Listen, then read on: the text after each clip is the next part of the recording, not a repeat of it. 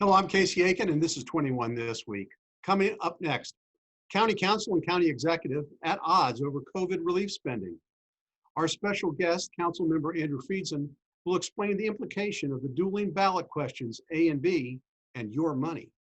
Also, as COVID case increases, are we on the verge of a second shutdown? And in less than 2 weeks until Election Day, which way are the political winds blowing? Our panel of insiders will give you the story behind the story. We're joined by former County Council member Mike Knapp, President of the Chevy Chase Women's Republican Club, Laurie Halverson. Stay tuned for these stories and more on the next 21 This Week.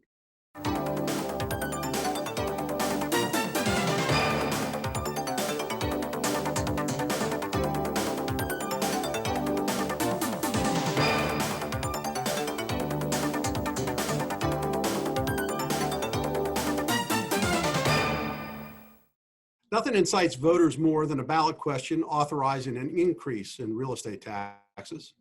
This year, there are two competing questions that voters must decide on. Last week, we heard from Robin Ficker, the proponent of question B, which would limit increases in real estate taxes to the rate of inflation and eliminate the county council's ability to override such a restriction. This week, we're joined by Councilmember Andrew Friedson, who is the author of question A, which would allow the county council by unanimous vote to increase the tax rate on real property. Welcome, Councilmember Friedson. Thank you, Casey. Great to be here. Thank you. Real estate taxes are a necessary evil to fund the cost of government, but what's wrong with the current system of how real estate taxes are increased and controlled, and why should voters support your initiative over the other guys? Currently, the county has for 30 years calculated taxes based on a bizarre, arbitrary formula that sets the amount of property taxes at the amount collected the prior year plus the rate of inflation. It is not a protection on individual taxpayers and what they pay. It is a cap artificially on what the total amount the county can collect. That is not a normal way to collect property taxes, not how our state property taxes are collected, and has some really unfortunate and unintended consequences, mainly that we do not receive the full benefit of economic growth and economic development. We do not receive the full benefit from rising property values or from attracting new investment and new residents. And so it doesn't allow us to grow the tax base with a thriving private sector economy to generate the type of public sector resources we want to maintain and improve services and to continue to invest in the type of growth that we definitely want. But doesn't this give tremendous power to the county council to raise taxes every year just because they want to? No, that's the misconception here. I think you have heard Mr. Ficker last week provide some of the misconceptions he's been using for the past 30 years on a tax policy that is inherently broken. And this would double down on that broken policy. It's a doubling down on the status quo that doesn't work, that hasn't worked, and would continue to not work.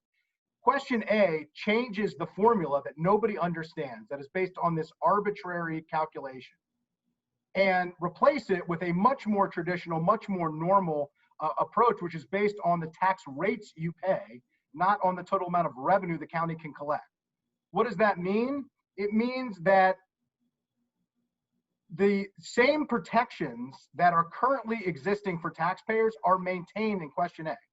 The exact same protections. The idea that this will provide more power to the county council, change the power of the county council, make it easier to raise taxes is absolutely inaccurate. It is completely wrong. The current standard is that the county council needs 9 votes of the county council unanimously to increase property taxes. Currently above this arbitrary formula that has all kinds of challenges. In the system that we're proposing with question A, it would maintain that exact same protection, one of the highest protections, actually the highest protection you can possibly have for a voting threshold on rates. And it would maintain it. So there is no change to what the county council can and can't do. There's no change to the ability to raise taxes. Here's one of the perverse issues with the current system that makes no sense. The only time that rates go up are when residents and businesses can least afford it. Because it's based on revenue that the county can collect and not on rates that residents pay, in large economic downturns, that's when rates go up.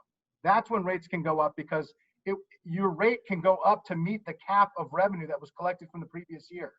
So if you believe that we should all be in the same boat, that when residents and businesses do well, that the county should do well, if you believe that we should receive the full benefit of economic growth in Montgomery County, so we focus on it a lot more than I believe we have over the past 20 or 30 years. I think we need to focus more on economic growth. We need a system that actually allows us to do what we always say, which is we want to grow the tax base so we don't have to grow tax rates. We have a system right now that inherently sets up large property tax increases and doesn't allow us to get the full benefit of the new growth and new economic activity that we have. It makes no sense. We ought to change it. But Councilmember, we have seen in the past where tax rate, where we've had a recession just in the last 10 years, where property values dropped and taxes went down. Does that correspond to what your bill is going to produce? Our system would say when property values go down, then the revenues that the county receives from those property values will go down. It puts us all in the same boat. That is not what has happened in the county. What has happened in the county is rates go up in order to meet the revenue threshold from the previous year in the worst times. That's the way that the system is set up because it is so arbitrary. It also has other perverse situations where we only collect on new economic development, on new development, new growth. We only collect what is collected in the first year, not the annualized cost of what's collected. Well, what does that mean? If a building comes online in the fourth quarter of a year, we only get 1/4 of the revenue towards the cap. And so it's a huge challenge to economic development and economic growth. And it does not incentivize the county to focus on the type of economic development we all agree that we want. Well, thank you, Councilmember Friedson. We appreciate your coming in today and discussing this important ballot initiative that will be on the ballot. Actually, people are voting for it or against it already. And we'll see what happens in 2 weeks when all the votes presumably will be counted. Thank you for being here. Appreciate it. I want to thank Councilmember Friedson for joining us today. We don't normally have politicians on 21 this week because we usually find them boring, but that was a wonderful segment, and I appreciate Andrew Friedson for joining us. Now let's go back to our panel to discuss what these two important issues are. And Mike, Councilmember Friedson gave a compelling description as to why the tax formulation should be changed. Does it make sense to you? Parts of it make sense. I think we're faced with a couple challenges on this ballot initiative, and one is that people think it's A or B, and the reality is it's A, B, or just keep things the same. And one of the reasons I think we want to look at potentially even just keeping things the same is, and one of the reasons the council is compelled to act is right now the council tax rates can increase up to last year's tax collections plus the rate of inflation. Well, the council doesn't have to go up to that level; they just can, and so the council can keep your tax rates low. The other challenge that they're facing is interest rates and the rate of inflation have stayed fairly flat over the last 10 years. So as a result, revenue increases have also stayed fairly flat. By taking this new approach, it'll now turn it on its head a little bit, focus on appraised values of properties, which will now increase the amount of money the amount of revenue that can be generated. And so I think the council's looking at this as a way to increase revenue during a very challenging time. And this will allow them to kind of catch up and not necessarily have to make some of the cuts that they might otherwise have to make. And so while I think there are some merits to it, I'm not necessarily sure that right now is the time to go ahead and make that change. Well, whenever I see a change like this that's being proposed, it always seems to me to be a backdoor way for elected officials to increase taxes without having to take the blame for it. Laurie, what do you think about the two different competing ballot initiatives? I think they want to take the easy way out, and I think the hard way is to try to figure out how to increase that tax base. Councilman Friedson was saying that the way to grow the tax base, he said to grow the tax base so you don't have to grow the tax rate. Well, why don't we just work on getting more businesses to our county, and let's open up our businesses. That would help there's, who wants our taxes to go up? I don't think that many taxpayers want to see their taxes go up, especially not 9% like we saw several years ago. So, I'm voting, I do not want to see my taxes go up. So that's. Well, I got a quick question as we're ending the segments for Mike. Mike, what happens if question A only passes by a small margin? Does the council have the ability to keep the current formulas in place? If question A passes at all, then that will then become the way in which we calculate our property tax revenue. But the reality is, people don't have to vote for A or vote for B. You could just keep the status quo. And so those are the three options, which I'm not sure people necessarily understand. It's not A or B. It's A or B, or just don't vote for either of them and just maintain the status quo, which is kind of where we are today. Yeah, it is so Okay. confusing, Right. I think, for voters. So yeah. Right. Well, let's talk. Let's pivot to our favorite topic, the topic that's dominated all of our lives for the last 6 months, and which is COVID. But this time, I want to talk about COVID spending, because for many small businesses and nonprofit organizations, the availability of COVID relief grants and loans has been a much-needed financial lifeline to prevent them from going out of business during this pandemic. Now, the county has allocated $183 million in CARES Act grant money, but little has been released by the county executive. Last week, the county council took the administration to task, and as one opinion writer described it, council nukes Elrich over COVID grants. Mike, when has spending money been a problem for county government? Well, I don't think it's generally ever been a problem. The challenge is that this isn't so much about the actual identifying things to spend money on as it is the operational process to actually get money out the door. And what you're seeing, I think, is a perfect storm. You've got more money to try and get out the door using a new mechanism than the county's ever seen before. You have still a fairly new county executive. You've got the administrative part of his operation that's still in a fair amount of disarray, and they don't know how to actually move money from point A to point B. In fact, I'm on a couple boards, one of which has actually been of foundations which have been enlisted to actually take some of the resources that the county has gotten in and help them to figure out how to disperse those funds and identify worthy organizations to put them in, because the county doesn't have an operation in place to be able to do it itself. Mike, I'm going to chide you a little bit on this, because Sure. County executive has been in office for almost 19 months. Oh. I mean, it's not like he's new in the office. And of course, he was only on the county council for 3 terms. Well, I'm being charitable, and I appreciate the chiding. I mean, honestly, one would think that him being able to come across the street, he should be able to do this operationally the minute he gets there. The reality is, it's not in his background. It's not something he's been able to figure out how to do, because he doesn't know how to manage, and unfortunately hasn't put a team in place that can manage those pieces. But we have a $6 billion budget for Montgomery County. Now, admittedly, half of it goes directly to the school, but the other $3 billion gets spent somehow. Right. Somebody should know how to spend this money. But Laurie, the what's process the is problem the here? process is the same every year. They don't have to do anything different or anything new. What you now do, you gave them $183 million, say you have to do it this way, and nobody's been able to figure out how to actually do it the way the federal government has said it. It's really stunning. Laurie. That's very interesting to hear. I don't know all the behind the scenes stuff that goes with this, but I have seen how they spend their money, and they love spending money, and especially with the school system. We've had I actually listened last week to the Committee for Montgomery discussion where Nancy Kopp, the treasurer, was speaking, as well as Peter Franchot. They were talking about maintenance of effort in the schools and how that is a huge factor in normally they count on that money when we have increases in our enrollment. When you get 2,500 more kids, you get a lot more money coming to our county.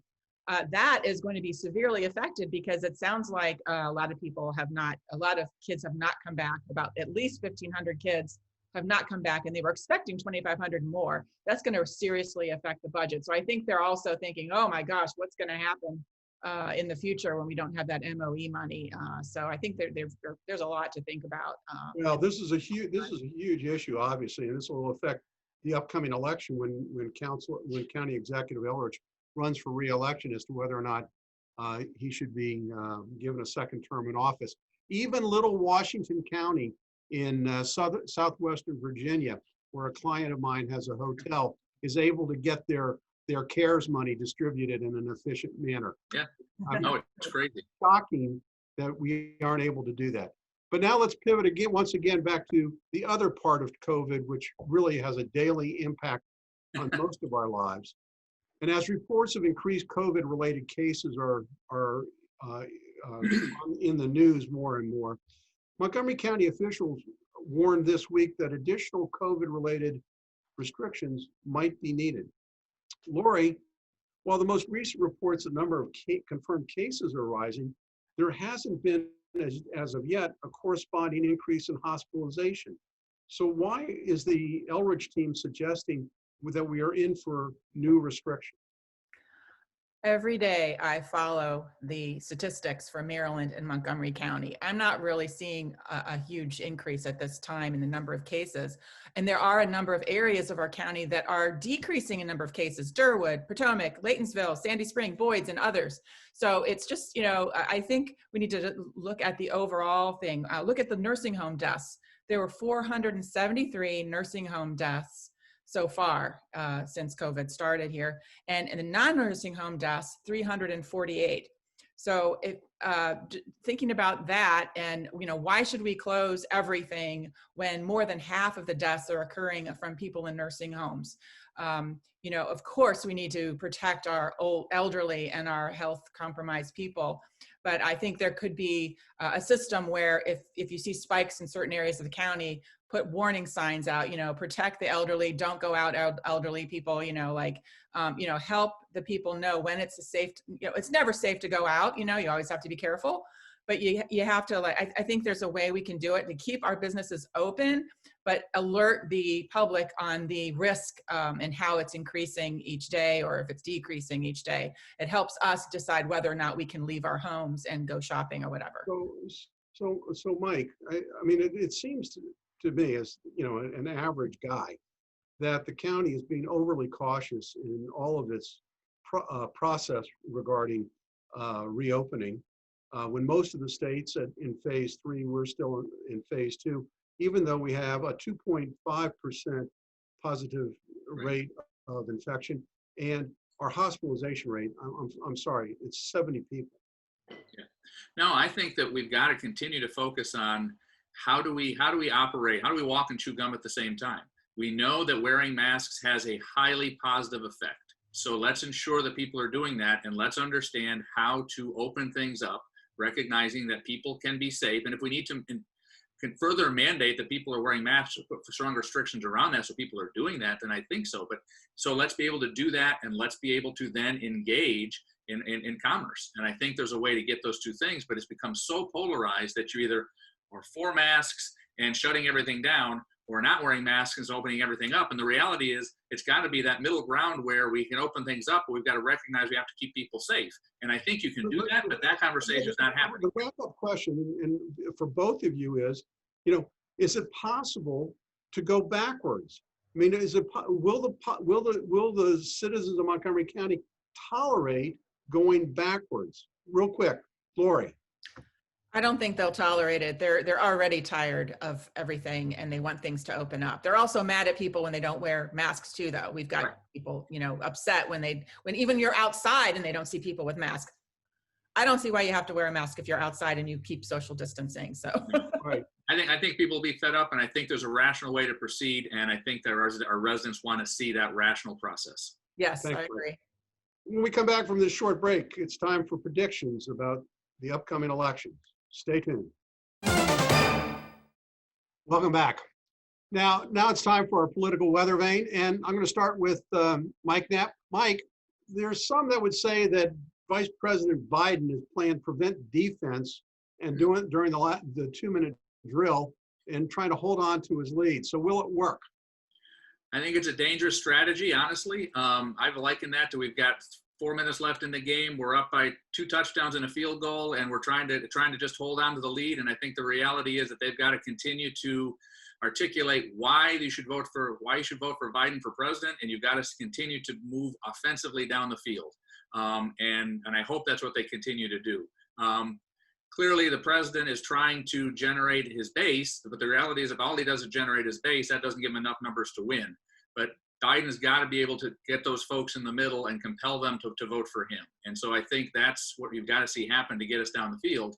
The part that I think is actually really interesting, though, is to look at the Senate races and the polling in the various states where you could flip from Republican to Democratic, and the number of those where people, even in North Carolina, where the Democratic challenger just had an announcement of a recent affair, and the indications are that in spite of that, people are happy to vote for him in spite of the Republican that's currently in office. And I just think it's fascinating to see how that's proceeding. Well, Laurie, obviously there's a hidden vote that everybody is talking about, comparable to what we saw in 2016, or perhaps even greater. So what is the real story as you see it on these polls? You know, when Mike Knapp was talking about the North Carolina race, I've been following that too. And I think, what hypocrisy when a lot of people who are not voting for Trump because of his character, yet they're going to vote for the Democrat candidate because his character is the same that they're saying is bad with Trump. I don't get it. But I do think that it is probably the best strategy for Biden to stay in his little basement right now, because I think that the supporters will vote for him no matter what. No matter what happens or what they hear, they're still going to vote for Biden. But when you look at the people that are not sure and on the fence, if they hear more from Biden, I think they're going to decide to vote for Trump.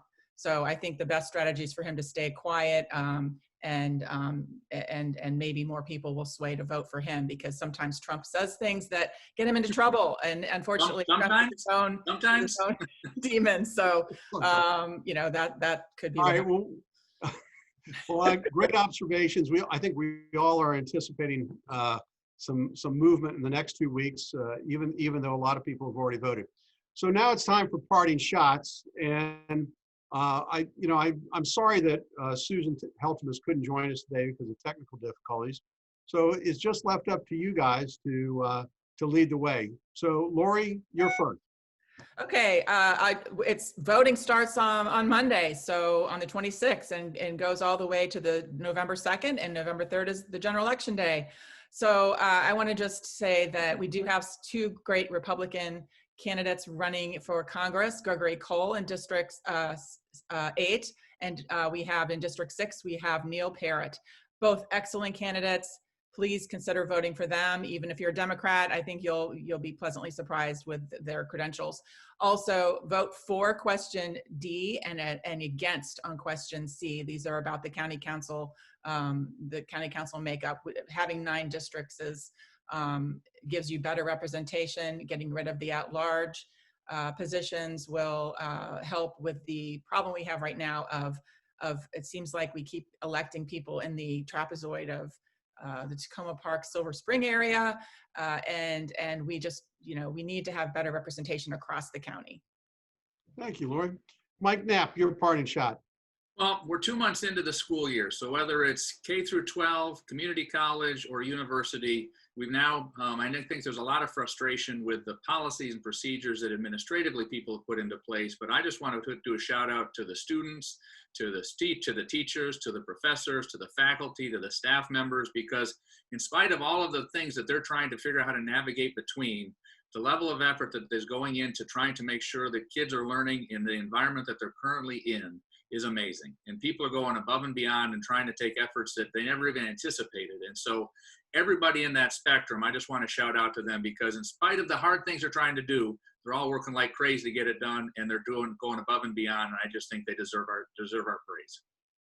Well, thank you, Mike. And I will agree with you that the MCPS system is trying to pull together a workable program.